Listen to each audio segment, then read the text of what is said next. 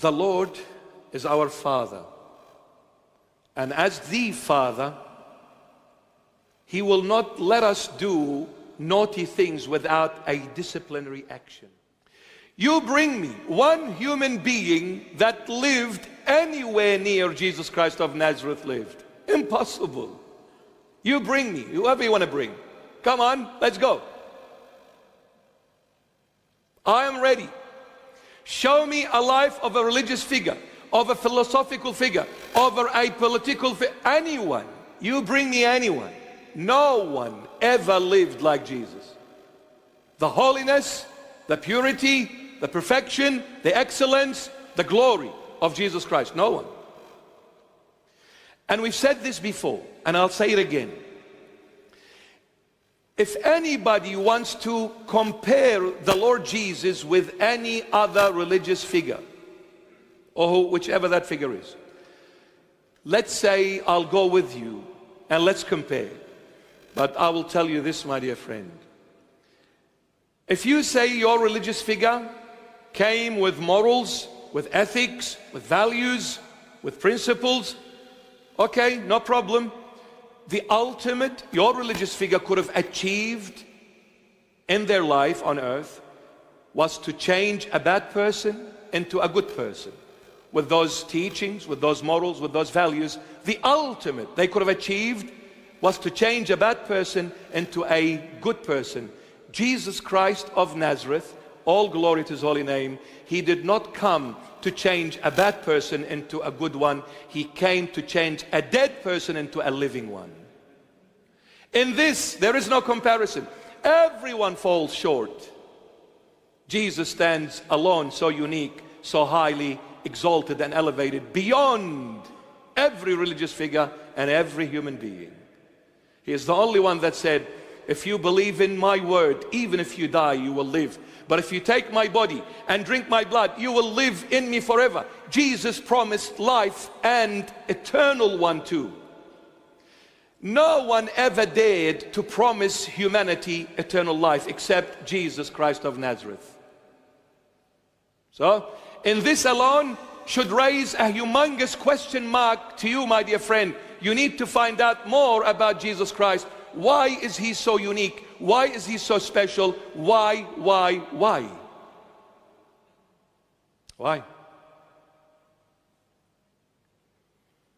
12 eyewitnesses and 70 others who witnessed the Lord, lived with Him, walked with Him, saw everything, heard everything, documented everything. They are not obligated to falsify things. In fact, they died for what they wrote, and they died for what they believed in, and never blinked their eyes twice. Even when the sword was placed on their necks, they never denied Jesus Christ of Nazareth. Isn't this also another question mark? Why would they do that? Are they so ignorant to die for someone who is a false prophet or a holy man? Unless they died for the one who said, I am that I am. The true living God, revealed in the flesh, came to visit earth. Heaven embraced earth when Jesus was born. So my beloved, in the tabernacle at the time of Moses the prophet, the Lord God said, I want two people to work in my tabernacle. One from the tribe of Judah, symbolically representing Christ the King, and one from the tribe of Dan, symbolically representing Satan, the Antichrist. Now why? The Lord, through His infinite wisdom, allowed Satan to work through us as well. Reason being, since we are so weak, we are created on the basis of love. And you've heard this before, and I'll say it again. Wherever there is true love, there has to be freedom. Because without freedom, you can never live this love, you can never taste this love, and you can never share this love. What allows you to live this love, to taste it, to share it, is freedom. So therefore, wherever there is true love, there has to be freedom. Freedom is indispensable. You cannot separate it from love. And since there is freedom, there has to be choices. Otherwise, how can you say you are free if you don't have more than one option? Imagine if God placed you in this path and there is no other path but this one. And then God came and said, you're free. I'm not. You placed me in a path I didn't choose, you chose for me. Where is my freedom? And this is why God said to Adam, I'll give you options. There are trees over there you can eat from. There is the tree of life in the heart of the center, in the heart of the Garden of Eden, you can eat from. But the tree of the knowledge of good and evil, don't eat from it. He gave him options. Why? Because Adam was created on the basis of divine love. With love came freedom, with freedom choices. And with choices it required something called the will. The will is the tool for me and you to say yes and to say no, including God. I can say no to God and He will not interfere. But He will indirectly.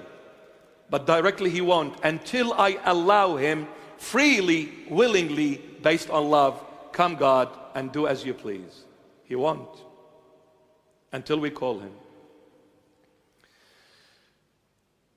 For this reason, God allowed Satan to work through us. You know why? Because, you see, God is good and God is love. God doesn't hurt. God doesn't kill. So He uses Satan to break us. He uses Satan to break us when we become, in a simple terminology, naughty.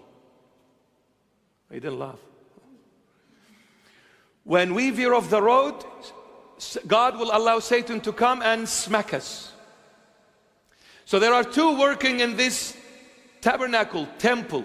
The temple is the body, your body here. So He will allow Satan to work in us. Every time we say no to the Lord Jesus, He will call Satan and say, smack them. But I'll give you a limit, a boundary. Not freely. I have limited you. Because I know each of my children, what they are capable of handling. He will not give us something outside of our capacity. But even when we go through hardships, it is the grace of the Lord Jesus that is carrying us as well. But Satan will work in us. Christ will work and Satan will work. Every time we do something good, remember it was the Lord, the good God, who did it in us. And every time we do something bad, remember it was Satan who is working through us, because through Satan it is a disciplinary action for us to wake up. It's a more simplistic approach. When I'm healthy, when I'm wealthy, when I'm strong, when I'm young, no one can say anything to me. And especially living in the West, it's a free country, brother. What's up, bro? Get down, brother, lay me some skin. Whoa, what's up? So when I am healthy, wealthy, still young, and it's a free country, I can go wherever, however, with whomever. No one can stop me. Mom and dad come and say, son, please don't go with these so-called friends. Be quiet, mom and dad. And if you talk more, I'll dial 000. They'll throw you in the cage and take you to Fairfield Police Station. Hello to all the coppers. And please don't book me when I'm speeding on the road, okay? That's a confession. All right. We try to be good. But if you book me, I'll book you. I'll book you my way. I'll make a phone call. I'll make the phone call to the one who created you and created me. So you better not book me. All right. So parents say, don't do it. No, I'll do whatever I want. The priest, the father says, don't go, don't mix. No, we don't listen. We don't listen to no one. What happens? The Lord allows Satan to come and get me into trouble. I was caught taking drugs. The coppers caught me. I was speeding and I was drunk and I had an accident. And my friend got really hurt in that accident. He almost lost his life. What a big shake, what a big quake happened in my life. Who allowed it? The Lord. Why? Because I'm disobedient. I'm not listening. And if He lets me freely as I wish, I will end up destroying my entire being. God is love. He purchased us with His own precious blood on Calvary on the cross. He will not let you go until He calls you home. So He will let Satan to come. When I'm healthy, I don't care about anything. When I'm sick, why can't we be good boys and good girls without going through hardships?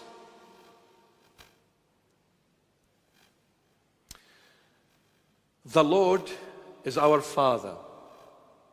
And as the Father, He will not let us do naughty things without a disciplinary action. And that disciplinary action, Satan is working also. Satan will come and break us. Christ, who is also working in us, will make us. Christ light, Satan darkness. Christ holiness, Satan filthiness. Christ life, Satan death. Christ construction, Satan destruction. But let me tell you this. Between the destruction and the construction, this is where you will meet your Messiah face to face. Wow. Between the destruction and the construction, this is where you get to know the Messiah. He reveals Himself to you between being broken and being amended once again. When we hit rock bottom, it is then and then only we realize there is no one that can save me except God. You see, the Lord will make sure I come to this realization. The Lord will make sure I come to this truth. The Lord will make sure I come to this insight where He will make sure I no longer trust in people, but my reliance and trust must be first on God, then people that are given to me by God. But you see, before I relied on people, I didn't care about God. So what will God do? He will take them away one by one.